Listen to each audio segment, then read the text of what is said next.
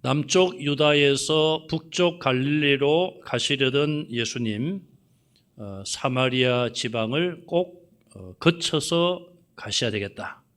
그렇게 작정을 하셨고 그 작정하신 대로 하셨습니다. 그 이유는 한 가지였습니다.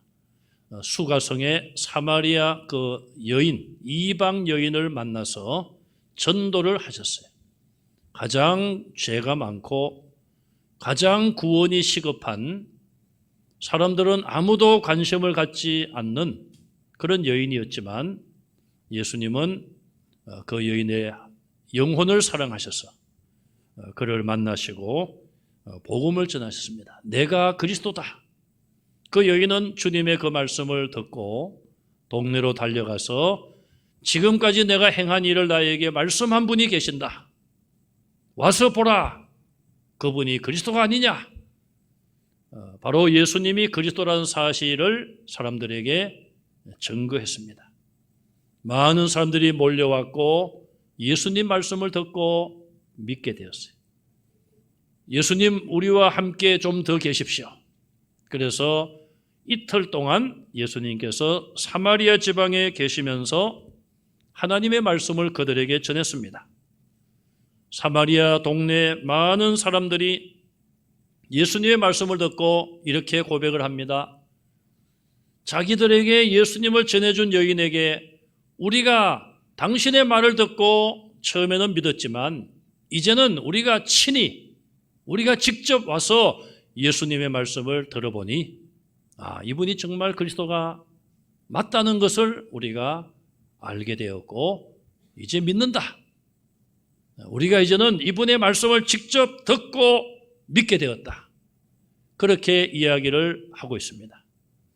우리가 전도를 받는 경우도 마찬가지 아닙니까? 예수 믿으십시오. 저와 여러분들은 대부분 전도를 통하여서 믿음을 가지게 되었어요. 신앙생활을 시작했어요.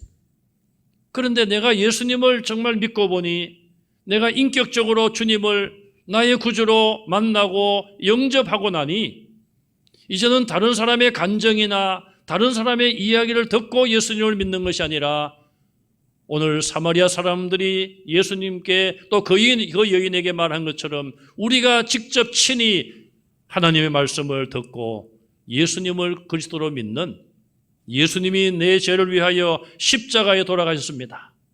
그것을 믿는 믿음이 생긴 줄로 믿습니다.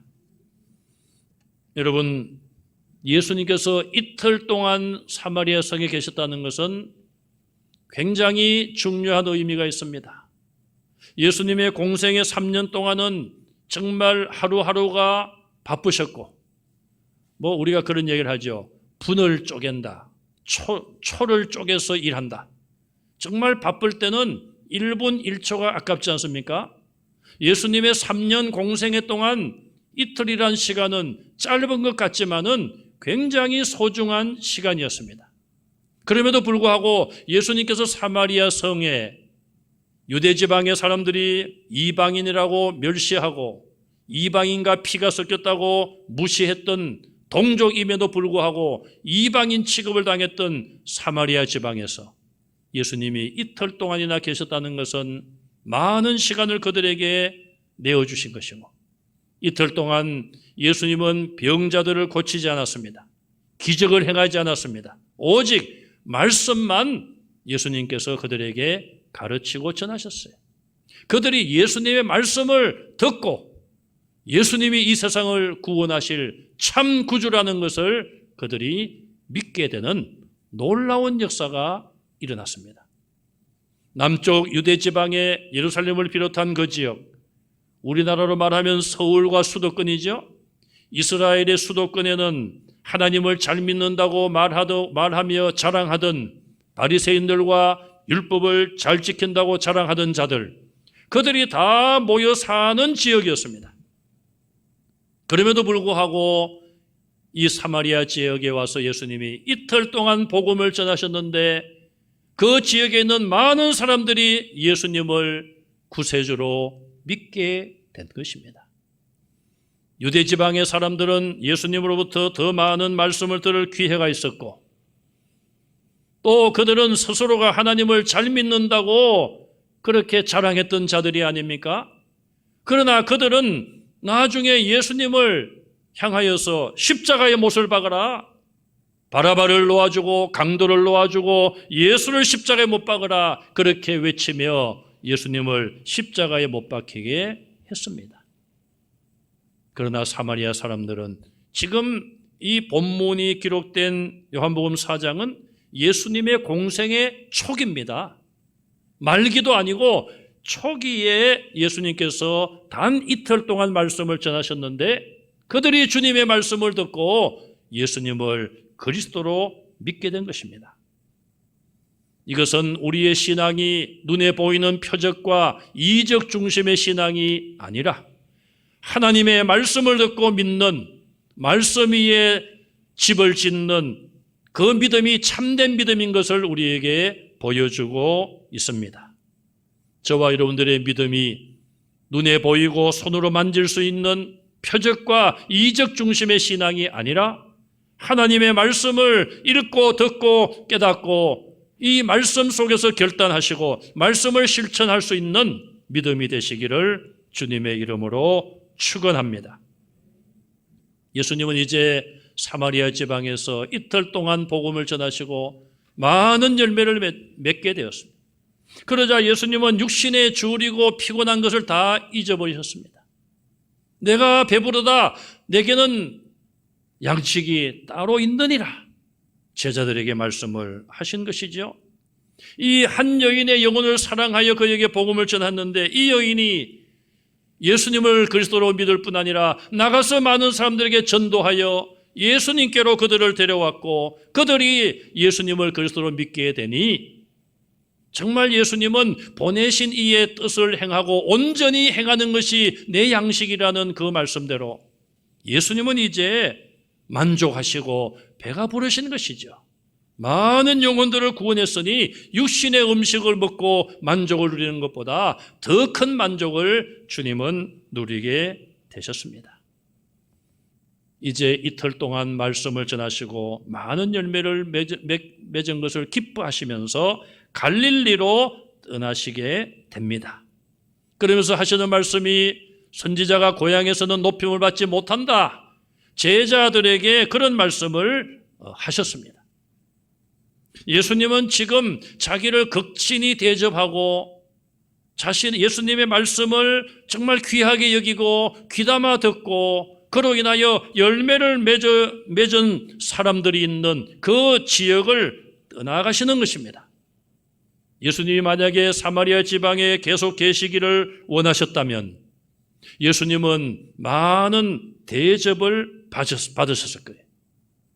정말 그 사람들은 다 자기의 구세주를 정성을 다하여 섬기고 대접했을 것입니다. 그리고 높였을 것입니다. 그런데 예수님은 이제 그 자리를 떠나 갈릴리로 가시면서 선지자들이 고향에서는 높임을 받지 못한다. 주님은 지금 자기를 기다리는 사람들이 어떠한 것을 알고 있었습니다. 예수님은 갈릴리 지방 나사렛에서 자라셨지 않습니까? 마태복음 4장 12절에 보면은 예수님께서 갈릴리 지방으로 가시면서 복음을 전파하셨는데 그것은 이사야서 9장 1절 이하의 말씀을 이루기 위해서라고 말씀하고 있어요. 이사야는 예수님 오시기 700년 전에 이런 예언을 했습니다. 흑암에 행하던 백성이 큰 빛을 보고 사망의 그늘진 땅에 거주하던 자들에게 빛이 비추도다. 옛적에 멸시당하던 갈릴리를 하나님이 영화롭게 하셨다. 이사야 선지자가 갈릴리 지방이 멸시를 당하고 흑암 가운데 또 가난한 자들이 고통을 받는 그늘진 그런 땅이었지만 메시아가 오심으로 인하여 그 땅이 영화롭게 되고 큰 빛을 그들이 보게 될 것이다. 그렇게 예언한 말씀을 예수님은 이루기 위하여 지금 발걸음을 갈릴리로 향하고 계신 것입니다. 그것 또한 예수님께서는 자기를 보내신 하나님의 뜻을 온전히 이루기 위하여 자기를 멸시하고 사마리아 사람들은 고향 사람도 아닌데 자기를 높이고 이렇게 했지만 그 자리를 떠나서 자기를 멸시하고 높여주지 아니할 사람들이 기다리고 있는 그 땅을 향하여 발걸음을 옮기신 것입니다. 이처럼 예수님은 이 땅에 높임을 받고 섬김을 받으려 오신 것이 아니라 오히려 섬기려고 예수님은 오셨고, 높임을 받기 위해서 생활하신 것이 아니라 오히려 낮은 자리에서 섬기신 주님의 모습을 우리는 발견할 수가 있습니다. 나사렛은 예수님의 고향이지요. 예수님이 태어나신 곳은 베들레헴입니다. 그러나 베들레헴에 태어났지만 나사렛 동네에 오셔서 성장을 하셨어요. 예수님의 이름이 알려지게 되고 예수님이 등장하게 되자 사람들은 말하기를 나사렛에서 무슨 선한 것이 나겠느냐? 아주 나사렛 지역을 그 당시의 유대인들은 굉장히 깔보고 멸시하는 그런 지역이었습니다. 우리나라 말로 하면 개천에서 무슨 용이 나겠느냐? 뭐 그런 의미겠죠. 구약시대 때부터 선지자들은 자기 고향에서 배척을 당했고 또 높임을 받지 못한 것이 사실입니다. 그러나 예수님은 그 말씀을 하시면서 그렇게 될 줄 아시면서 하나님의 뜻을 이루고자 갈릴리를 향하여 발걸음을 옮기셨습니다. 자, 갈릴리 사람들은 자기 땅에 찾아온 자기 지역 출신인 예수님을 어떻게 합니까? 오늘 본문에 보면은 영접했다, 환영했다 그렇게 말씀을 합니다. 그동안 갈릴리 사람들이 예수님에 대해서 어떤 생각을 했을까요? 예수님께서 30세까지 그곳에 생활을 하셨어요. 이제 공생애는 30세 이후에 약 3년간으로 우리가 봅니다. 그러면 예수님께서 30세까지 자라시고 생활을 그 지역에서 하셨는데 왜 그동안의 갈릴리 사람들은 이 예수님에 대해서 전혀 이상하다, 이분이 선지자인가, 우리가 기다려온 메시아 그리스도인가, 왜 그런 생각을 못했을까요? 예수님께서 공생애 이전의 30년 동안의 삶을 우리가 한번 추측해 보면 예수님이 어린 시절과 청년을 거쳐 30세까지 어떻게 사셨을까요? 예수님의 행동이나 습관이나 말씀이나 생활의 모든 방식, 이런 것들은 다른 사람과는 분명히 차이가 있었을 것입니다. 온전한 그런 삶을 사셨을 거예요. 그런데 왜 이웃 사람들은, 왜 동네 사람들은 그런 예수님에 대해서 별다른 관심이 없었을까요? 이것은 그들의 영적인 무지로 볼 수가 있는 것입니다. 영적인 분별력이 없었다는 것이죠. 예수님은 분명히 저와 여러분들과는 다른 그런 삶을 30년 동안 사셨다는 것이죠. 요한복음 1장 11절에 보면은 자기 땅에 오매 자기 백성이 영접하지 아니하였다. 이 말씀처럼 사람들은 영적인 눈이 캄캄하여 그리스도로 오신 예수님을 몰라보았다는 것이죠. 이제 공생애를 시작하시면서 예수님의 이름이 나타나고 예수님께서 복음을 전하시고 기적을 행하시게 되자 사람들의 관심이 그때서야 예수님께로 향한 것이죠. 또 지금 고향을 찾아온 이 예수님에 대해서 그들이 환영하고 영접한 이유가 무엇인지를 성경은 말씀하고 있습니다. 그들이 명절에 예루살렘에 올라갔을 때에 예수께서 하신 행동을 보았기 때문이라. 예수님은 6월절 명절에 예루살렘에 가셔서 어떤 일을 하셨습니까?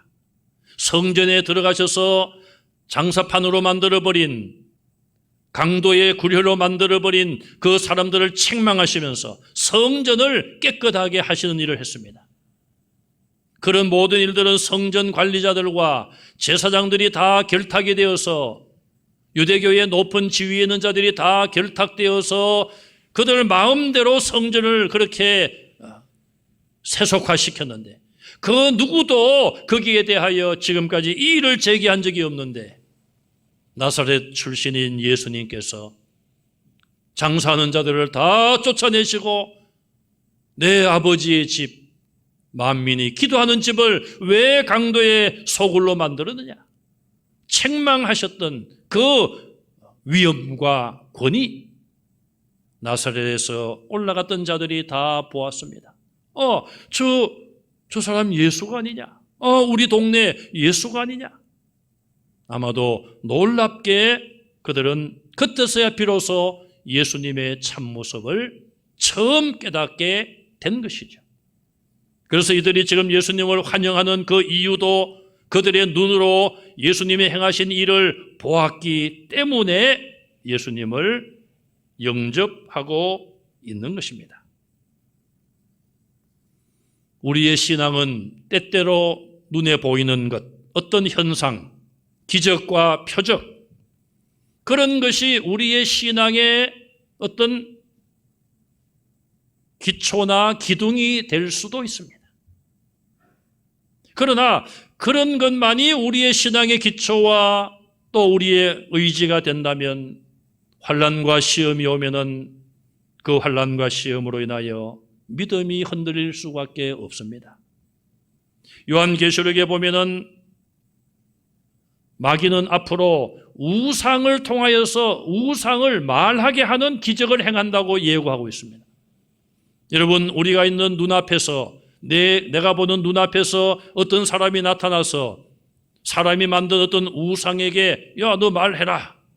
그랬더니 이 돌이나 쇠로 만든 이 우상이 입을 너불너불 하면서 말을 합니다. 그렇게 되면 우리가 받는 충격이 얼마나 크겠습니까? 이야, 저 우상이 대단하다? 그게 아니죠. 이야, 저 사람 참 대단한 사람이네? 그런 생각을 가질 거예요.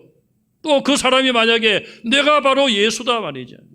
이런 능력을 행하는 것을 본 적이 있느냐? 이걸 보고 내가 예수인 것을 믿어라. 그렇게 이단들이 말을 하면 그 말에 미혹당하여서 저분이 바로 재림 예수구나. 그렇게 믿을 자가 있다는 것이죠. 성경은 우리에게 미리 그것에 대해서 경고했습니다. 그러므로 우리의 신앙이 눈에 보이는 것이나 이적과 기적 중심이 아니라 하나님의 말씀을 듣고 믿는 그 믿음이 여러분들의 믿음의 기초가 되시기를 간절히 바랍니다. 예수님은 사마리아 지방에 이틀 계시면서 말씀을 전하실 때에 한 번도 기적을 행했다는 기록이 없습니다. 병자를 고쳤다는 기록도 없습니다. 오직 말씀만 전하시고 가르치신 거예요. 여러분들의 믿음이 말씀 위에 뿌리를 내리고 말씀의 기초 위에 아름다운 믿음의 집을 세워가시기를 간절히 바랍니다. 물론 믿음 생활을 하시다 보면 이적도 보고 표적도 볼 수 있어요. 왜? 그것은 하나님이 일하시는 방법이에요. 하나님이 우리에게 하나님이심을 나타 보이시는 것 중에 하나가 바로 그런 표적과 이적, 우리가 할 수 없는 그런 일들을 하나님께서는 능히 행하신다는 것을 보여주시는 것이죠. 하나님이 보여주시면 그때 하나님은 이런 능력을 행하시는구나. 내가 할 수 없는, 내게 불가능했던 일들을 하나님이 해결해 주셨구나. 감사하고 그 하나님을 찬양하면 되는 것이죠. 예수님이 갈릴리에 오셨다는 이야기를 들었습니다. 마침 가나라는 동네에 오셨습니다. 가나라는 지역은 우리가 기억하는 대로 예수님께서 잔치집에 혼인잔치에 오셔서 포도주가 떨어졌다는 것을 말씀을 들으시고 어머님의 요청에 따라서 물을 포도주로 바꾸어 주신 기적을 행하신 첫 번 기적 아닙니까? 첫 번 기적을 행하신 그 가나라는 동네에 예수님이 오셨어요. 그 말을 들은 가버나움에 살던 왕의 신하, 아마 이방인으로 짐작할 수 있습니다. 이스라엘 사람이 아닙니다. 그 사람이 예수께서 가나에 오셨다는 소문을 듣고 예수님을 만나러 왔습니다. 그래서 예수님에게 이야기합니다. 주여, 지금 내 아들이 병들어 죽게 되었습니다. 우리 집에 내려오셔서 좀 살려주십시오. 자, 이 가나에 가셨어요. 첫 번 이적을 행하셨어요. 그 동네 사람들은 다 이 예수께서 물로 포도주를 만든 기적을 행한 것을 본 사람이 많았습니다. 또 못 본 사람도 다 소문을 듣고 다 알았을 거예요. 갈릴리 지역에 그 소문이 다 퍼졌을 것입니다. 그리고 이제 임금의 신하가 자기 아들이 죽을 병에 걸린 것을 예수님을 만나서 해결받고자 가나에 찾아온 것입니다. 그렇다면 어떤 마음을 가졌겠습니까? 사람들이 예수가 물로 포도주를 만드는 기적을 했는데 이제는 이 병든 아들을 찾아가서 이제 살려주고 고쳐주지 않을까, 그런 기대감에 부풀었을 것이고 그렇게 아마 생각을 하고 있었을 것입니다. 아버지의 요청을 받은 예수님은 뭐라고 대답을 하십니까? 48절에 너희는 표적과 기사를 보지 못하면 도무지 믿지 아니하리라.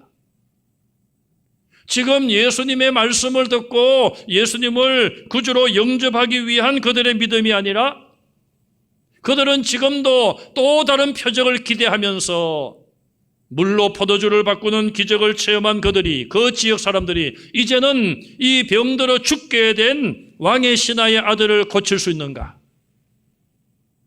거기에 대한 관심을 가지고 있는 것이고, 또 지금 아들이 죽게 되어서 내려와서 살려주십시오 요청한 이 아버지도 역시 그의 목적 역시 아들을 죽음의 병에서 고치는 데 있는 것이죠. 그래서 예수님이 그렇게 말씀을 하신 것입니다. 49절에 그 말씀을 들은 신하는 주여 내 아이가 죽기 전에 내려오소서. 계속하여 이 사람은 주여 우리 집에 좀 내려오십시오. 아이의 병세가 심합니다. 죽기 전에 좀 내려와서 고쳐주십시오. 성경에 보면은 많은 사람들이 예수님께서 나의 환처에 내가 아픈 곳에 손을 얹고 기도해 주시기를 원하고, 예수님께서 직접 무언가를 행하심으로 인하여 내 문제가 해결될 수 있다고 생각하는 사람들이 많이 있습니다. 지금 이 아버지도 예수님을 자기 집으로 모시고 가서 병들어 죽어가는 이 아들 머리 위에 손을 얹고 예수님 좀 기도해 주십시오. 살려 주십시오. 그것을 원하고 있는 것입니다. 아버지가 다급하게 2번 요청하자 예수님은 말씀하십니다. 가라. 내 아들이 살아있다. 내 아들이 죽어가는 것 같지만 가라. 내 아들은 살아있다. 걱정하지 말고 아들은 죽지 않으니 가라는 말씀. 오늘도 예수님은 저와 여러분들에게 이렇게 말씀하시지 않겠습니까? 주님 오늘 밤이라도 좀 내 꿈이라도 좀 나타나셔서 내 문제에 대해서 좀 시원하게 좀 대답을 해 주십시오. 꿈을 통해서라도 좀 내 이 답답한 마음을 좀 시원하게 좀 해결해 주십시오. 내 문제를 좀 해결해 주십시오. 그렇게 우리가 간절하게 주님 만나기를 원하고 뭔가는 보고 듣기를 원하는 그런 답답할 때가 있습니다. 그러나 주님은 우리에게 가라, 내 아들이 살아있다. 가라, 내 문제가 해결되었다. 주님의 그 음성을 들으시기를 간절히 바랍니다. 50절에 계속 보시면 그 사람이 예수께서 하신 말씀을 믿고 가더니, 한번 따라서 하겠습니다. 그 사람이 예수께서 하신 말씀을 믿고 가더라. 여러분, 예수님이 하신 말씀, 성경의 말씀에 진리의 말씀이요, 변함이 없는 말씀이요, 반드시 약속하셨다면 지켜지는 말씀이에요. 그 말씀을 믿고 가는 여러분들이 되시기를 바랍니다. 마태복음 8장과 누가복음 7장에 보면은 비슷한 사건이 나와요. 똑같은 사건은 아닌데 여러분 성경에 보면은 같은 사건으로 이렇게 묶어놓은 성경들이 있습니다. 분명히 다른 사건인데 마태복음 8장과 누가복음 7장에 보면 백부장이 예수님께 와서 예수님, 내 종이 병들어 죽게 되었습니다. 내 종이 병들어 죽게 되었습니다. 살려주십시오. 그렇게 요청을 합니다. 예수님이 선뜻 그래 가자. 내가 가서 고쳐주리라. 자, 오늘 이 사건과는 전혀 다르죠. 오늘 본문의 이 아버지는 좀 우리 집으로 좀 내려가십시다. 두 번이나 요청을 해도 그래 가자 말씀하지 않았어요. 그런데 마태복음 8장과 누가복음 7장에는 백부장이 내 종이 병들어 죽게 되었습니다. 좀 구원해 주십시오. 그래 가자. 가서 내가 고쳐주리라. 그때 백부장이 뭐라고 말씀을 드립니까? 예수님, 저도 밑에 부하들이 많이 있어요. 백부장은 부하가 몇 명입니까? 제가 답을 다 가르쳐 드리는데 100명이죠. 100명. 100명의 부하가 다 있어요. 이 100명에게 제가 말 한마디 하면은 다 순종하고 말한 대로 다 이루어집니다. 뭐 누추한 우리 집까지 어떻게 가십니까? 저는 죄인인데 이방인이고 예수님이 우리 집에 오는 건 감당할 수 없습니다. 예수님을 거부하는 게 아니잖아요. 어떻게 예수님 같은 분이 저희 집에 오십니까? 또 그런 수고를 왜 하십니까? 저도 여기서 말 한마디 하면 부하들이 다 알아서 다 합니다. 말씀만 해 주십시오. 여기서 우리 집에 안 오셔도 여기서 말씀만 해도 그대로 될 줄로 믿습니다. 그게 백부장의 믿음이었어요. 예수님은 그 말씀을 들으시고 이스라엘 중에서 이만한 믿음을 찾아보지 못하였노라. 아마 예수님은 십자가에 못 박혀 돌아가시고 하늘나라에 올라가실 때까지, 부활해서 올라가실 때까지 그만한 믿음을 이스라엘 토종 사람들 중에서 찾지 못하신 거예요. 그렇지 않습니까? 우리가 성경에서 제자들까지도